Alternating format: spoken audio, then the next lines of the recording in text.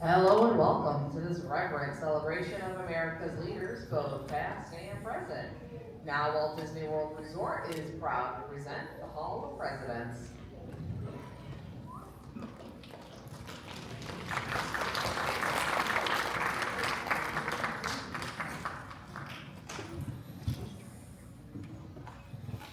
This program is dedicated to the memory of Walt Disney.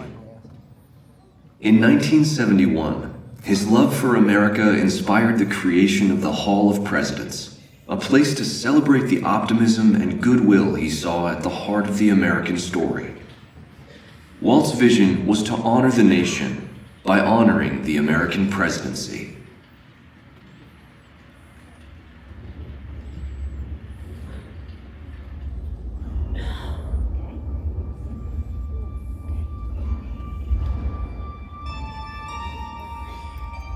It is 1783, and the smoke is clearing in the wake of the Revolutionary War. Over the course of 8 grinding years, General George Washington has led a force of shopkeepers, farmers, and Native American allies to victory over the greatest military power in the world. A new nation has been born, independent and free.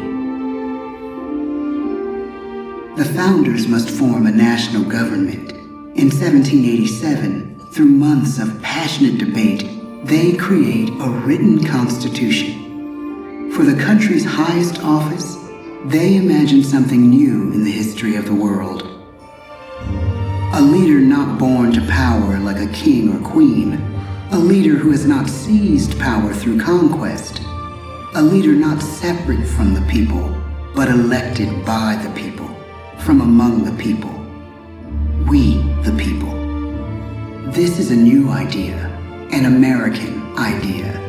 The idea of a president.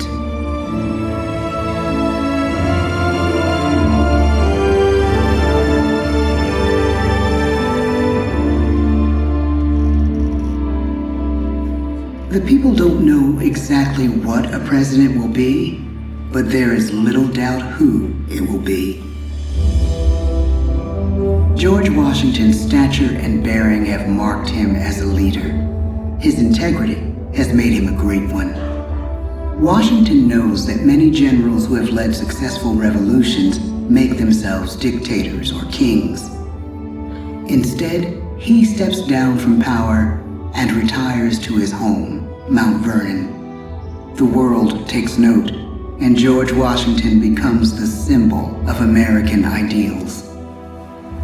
In the first presidential election, it's Washington by a landslide.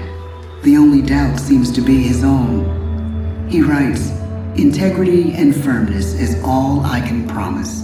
Integrity and firmness is exactly what we need." Everything he does as president will set a model for his successors. His final act may be the most important of all. After 2 terms, with no term limit in the Constitution and amid overwhelming support to stay in office, he steps down once again and hands power back to the people. He wants us to speak, to elect a new president.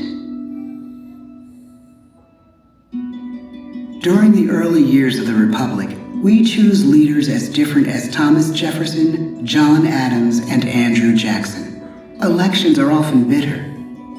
Each president stands at that fiery intersection where personal character meets the challenges of the times. Some call the presidency a glorious burden. Jefferson calls it a splendid misery. We, the people, must choose well. We elect 15 presidents before the course of history brings us to the edge of a crisis like no other.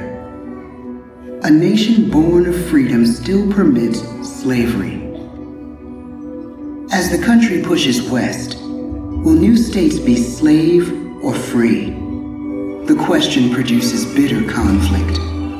The issue rocks the election of 1860 and brings Abraham Lincoln onto the national stage. The tall, lanky, some say uncouth candidate from Illinois is a master of words at a time when speeches are printed in full for people to read. A house divided against itself cannot stand, he has said. With Lincoln's election, the House does indeed divide. Civil War. 11 states secede from the Union. The war becomes a defining passage in the American story. The president's own inner strength and depth of character changed the course of history. Lincoln had come up the hard way, on the American frontier, desperately poor, with less than a year of formal schooling. His early years were scarred by tragedy, the death of his mother, his sister, his first love. He struggles with depression, but never loses his determination to rise above it. He once said he's driven by a desire to leave the world a little better place for having lived in it. The war rages. Lincoln fights to preserve the Union and end slavery. Neither is a sure thing. At Gettysburg, Pennsylvania, 6 months after one of the bloodiest battles of the war, the president dedicates a cemetery to the thousands of soldiers who died there, in words we can never forget.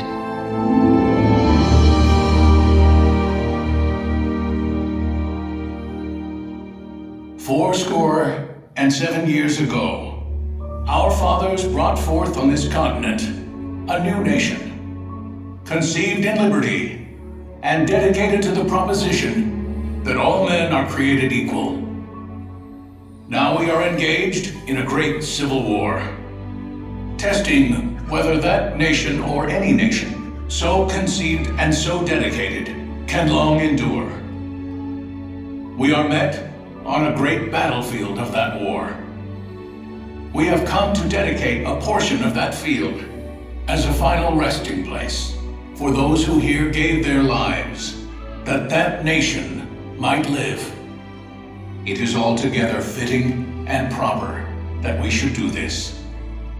But in a larger sense, we cannot dedicate, we cannot consecrate, we cannot hallow this ground.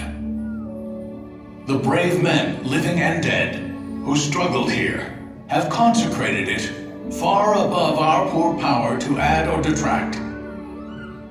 The world will little note, nor long remember what we say here, but it can never forget what they did here. It is for us, the living, rather, to be dedicated here to the unfinished work which they who fought here have thus far so nobly advanced. It is rather for us to be here dedicated to the great task remaining before us, that from these honored dead we take increased devotion to that cause for which they gave the last full measure of devotion. That we here highly resolve that these dead shall not have died in vain, that this nation, under God, shall have a new birth of freedom, and the government of the people, by the people, for the people, shall not perish from the earth. The blood of over 500,000 Americans is spilled in this Civil War. President Lincoln's enduring hope is to give true meaning to the sacrifices of so many, to lead us to that new birth of freedom. With the end of the war and the end of slavery, a new birth truly begins. As we roll toward the 20th century, settlers roll west on wagon wheels and railroads connect the nation coast to coast. Millions of immigrants pour in from Europe and Asia. Population doubles. Our economy triples. Our standing among nations rises. We need presidents who can lead both at home and abroad. At the same time, a young Theodore Roosevelt is retreating from New York politics and personal tragedy. The death of his wife and his mother on the same day in the same house. In the Badlands of North Dakota, he rethinks his life and the life of his country. He returns stronger in body and spirit. His renewed energy is just what his country needs.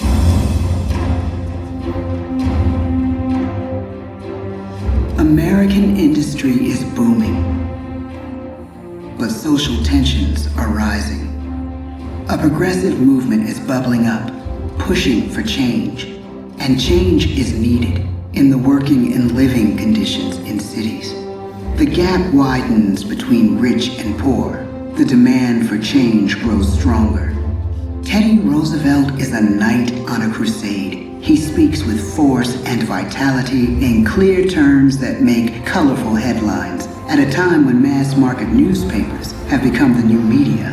To define his foreign policy, he borrows a phrase from an African proverb: speak softly and carry a big stick. But his greatest accomplishments are made at home. He breaks up giant monopolies, protects workers' rights, and calls for a square deal for all Americans, rich and poor, capitalist and wage earner. And a square deal for every man and every woman in the United States. He calls on America to be as great as the natural grandeur of its lands.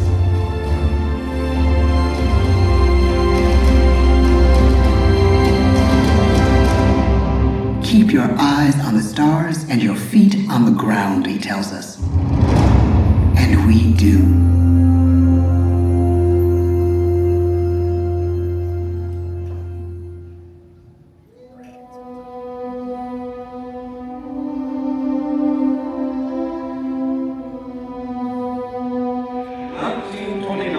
The bottom fell out of the market. 12 million unemployed. The bread lines and the soup. The results of the 1932 election now appear. When we elect our 32nd president, it is the worst of times. The course of history and the course of one president's life again shape a turning point in our national destiny. Franklin D. Roosevelt, paralyzed by polio, knows how to restore the faith of a people paralyzed by the Great Depression. I believe in practical explanation and in practical policy. He has found the inner strength his countrymen now need. He speaks to us like a friend, a neighbor. His optimism is contagious, his voice perfect for the latest breakthrough medium, radio. He calls us to believe we have nothing to fear but fear itself. And we do believe. Tonight's attacks on England are perhaps the most widespread of the war in the course of the day. But an even greater challenge dominates his final years in office. The Second World War.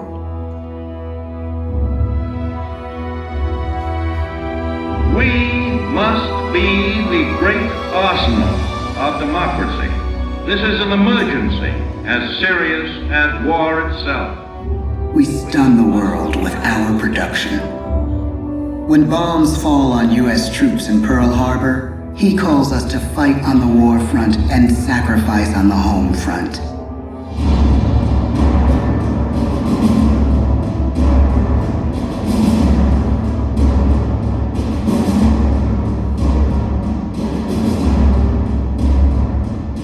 The harder the sacrifice, the more glorious the triumph. So spoke America in the year 1776. So speak Americans today. The world changes. The country changes. And yet, in one sense, what we need most from our presidents has never changed. A guiding vision that calls forth the best that America can be. Will outer space be developed for the benefit of all mankind? Or will it become another focus for the arms race? The choice is urgent, and it is ours to make. Ask not what your country can do for you. Ask what you can do for your country. But really, it's all of us who must overcome the crippling legacy of bigotry and injustice. And we shall overcome. One of the agreements that President Sadat and Prime Minister Begin are signing tonight is entitled A Framework for Peace in the Middle East. Mr. Gorbachev, tear down this wall. You have lost too much, but you have certainly not lost America. I can hear you. The rest of the world hears you. Loving this country requires the willingness to speak out for what is right, to shake up the status quo. That's America. Our presidency is no longer just an idea. It is an idea with a proud history. Ladies and gentlemen, the presidents of the United States of America.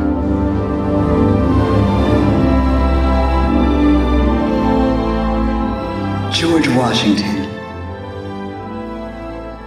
John Adams, Thomas Jefferson, James Madison, James Monroe,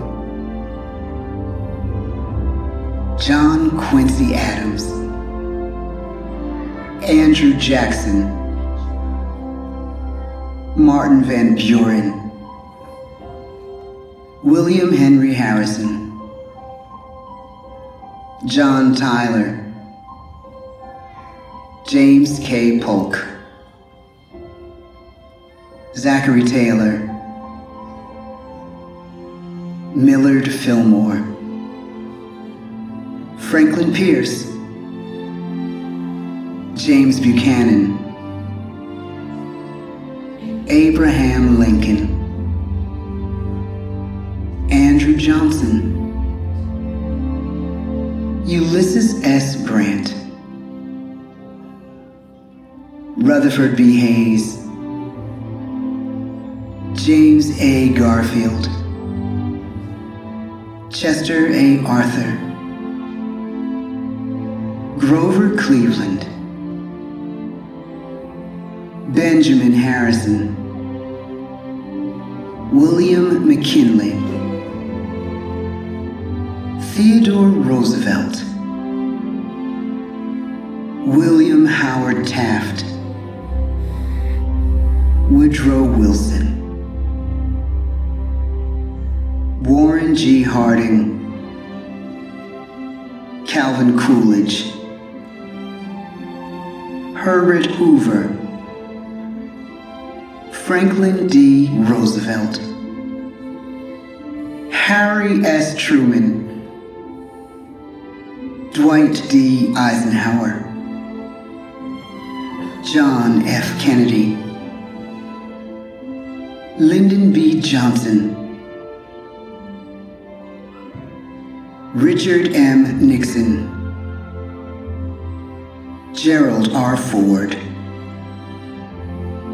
Jimmy Carter, Ronald Reagan, George Bush, Bill Clinton, George W. Bush, Barack Obama, Donald Trump.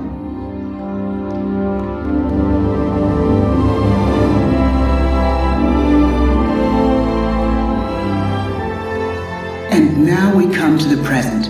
Once again, we place our trust in the idea of a president, as we have from the beginning.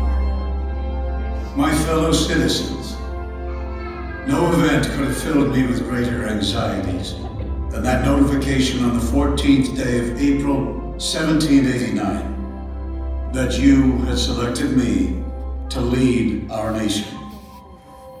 But it was with the confidence of my fellow citizens that I took an oath. 35 simple words that have been repeated by every American president throughout history.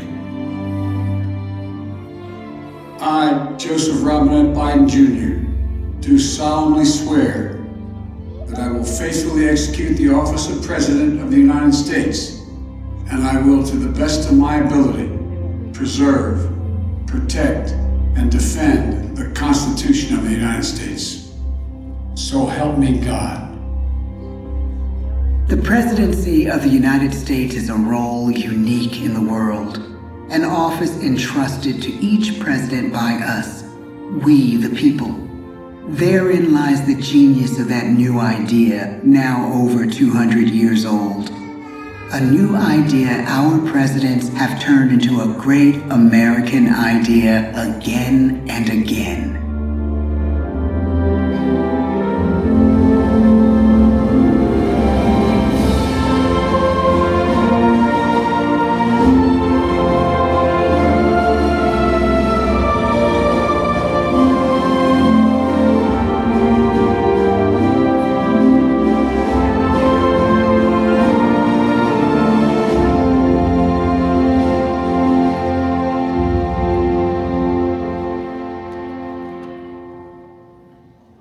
Thank you, everyone. That concludes our show. Make sure you gather all your personal belongings and you'll exit on this song.